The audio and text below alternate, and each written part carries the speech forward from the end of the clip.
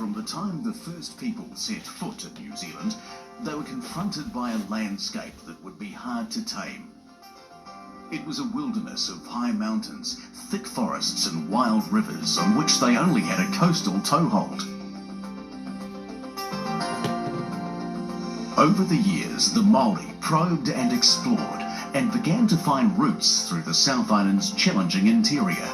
But they were always slaves to the terrain, never masters of it.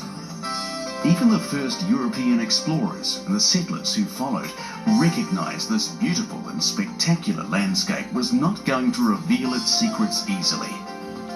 Unlocking it was going to take a combination of man and machine, fueled by a special brand of determination. They would need to be pioneers, people with the energy, enthusiasm and ingenuity needed to tame country that never seemed to give a metre without a fight.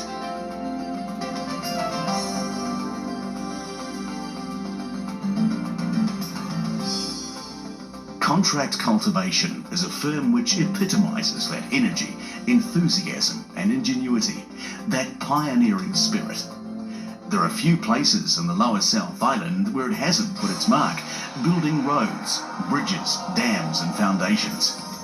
Our changing landscape and our ability to get out there and enjoy it so easily owes much to their efforts. Although now very much a Dunedin firm, Contract Cultivation's roots go back to Timaru in the 1930s. A young teenager, who seems to have always been known as Jock Smith, began doing contract agriculture work using horses, a far cry from today's powerful heavy machinery. Contract Cultivation held its first shareholders meeting in Timaru on the 20th of April 1939.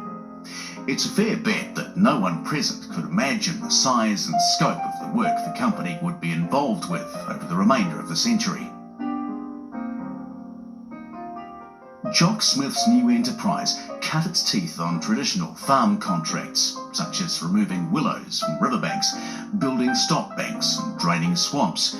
But before long, Contract Cultivation began to tap into the demand for roading work. One of the company's early employees was Jack Sybe. That's him in his trademark white overalls. Still going strong into the new millennium at the age of 90, Jack still remembers much about those early days, including the day Jock Smith signed him up. Asked if I'd like a job on this dozer. And I said, oh, well, that'll be fine, but I said, what are you going to pay? And how much an hour do you want? I said, well, I'd sooner a weekly wage, so I don't know what I'm doing. And he said, how much a week do you want? And I said, oh, £5. He said, well, you open your mouth pretty wide, haven't you?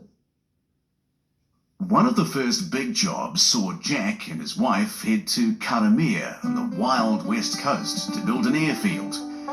Just getting the D8 bulldozer to such a remote area of the west coast was a project in itself, crossing narrow bridges with the bulldozer, supported by just 4 inches of track on each side. Then there were the railway trucks, which buckled under the weight of the D8. It was all part of doing the impossible. I don't know, I seem to get all those jobs in the bad places to go, but I was with my shift at that time, and I had to go through this lagoon, and I felt my way with the blade, put it down every now and again, and sometimes I had to get it back up on the seat, and I was right under. The machine was almost right under, and anyway, it was a great relief when she started to climb out and get on a bit of shallower stuff. Conditions were anything but easy, and it was a matter of managing the best way they could. We were given an old house by a neighbour in the bush, and you couldn't see it for bush. I had to run round with the dozer and clean all the scrub round it, and no stove, just a big old open tin fireplace. And first weekend I come out to Timaru and I went to H.M. Sybe's camp, and I said, here, can I have one of those out of that hut? Go for your life, Jack. He said, I don't need it anymore. So I took that over and I put it in the front room fireplace, and that's what we cooked on. No hot water. You know, everything was pretty crude, I might tell you. For the next 18 months, it was a simple existence. Hard physical work during the day, then huddling round the radio at night to catch up on the war news.